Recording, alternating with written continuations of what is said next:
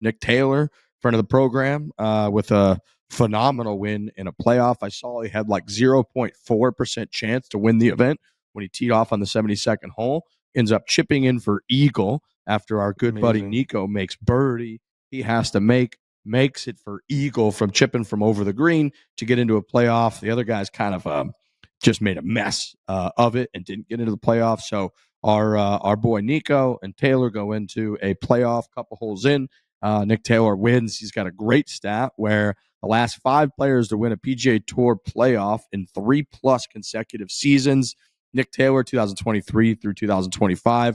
Bubba Watson, 2010 through 2012. Ernie Els, 2002 through 2004.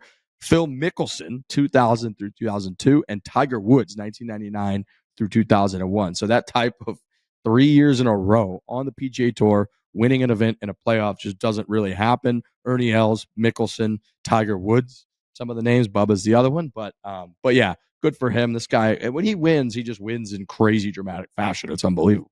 Chipping in for eagle on the 72nd hole is insane. Like, that's the most dramatic you could have almost have, essentially. It's really an incredible thing. His playoff record is out of control. I mean, this guy, when he might be the best golfer of all time after 72 holes.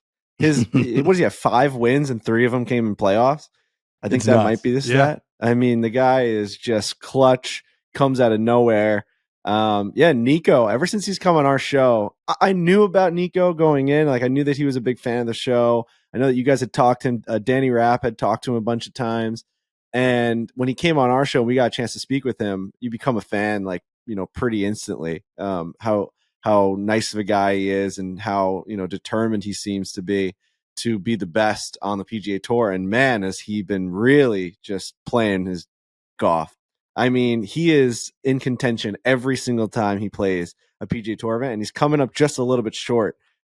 He could have been rattling off. I mean, he has a bunch of second place and third place finishes now, and like devastating fashion, like losing, like when you have the lead, and like having a chance to close it out, and other guys just hitting miraculous shots. And, JJ Spawn just coming up a little bit short too, who really just threw up.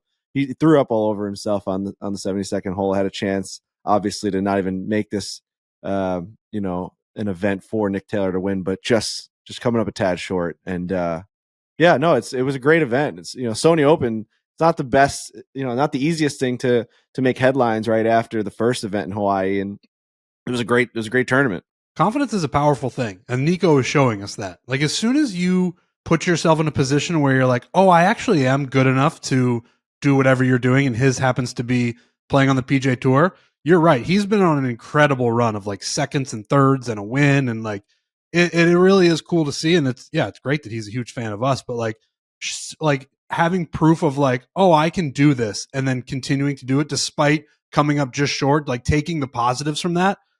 I think he's going to have an incredible year. It's interesting. I went back and looked because I was like, Nico seems to be on a tear, and he does. I mean, his last 8 events, he had tied for 11th. He had a miscut, and then he went first, tied for 6th, tied for 29th, tied for 2nd. He was okay last week in the Sony, or in the Century, and then he lost in a playoff. So he's had an absolutely phenomenal stretch.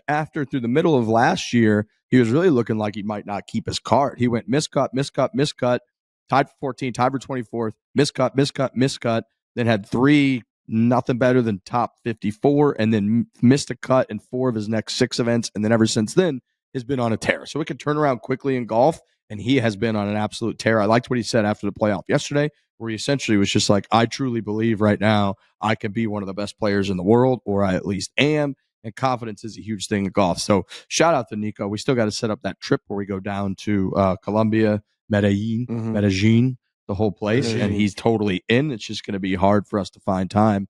This guy keeps winning tournaments because he's going to be playing in massive tournaments all the time, finishing top 2, top 5, top 6. But yeah, hell of a finish for an event like you said. That you got college football playoffs, NFL playoffs.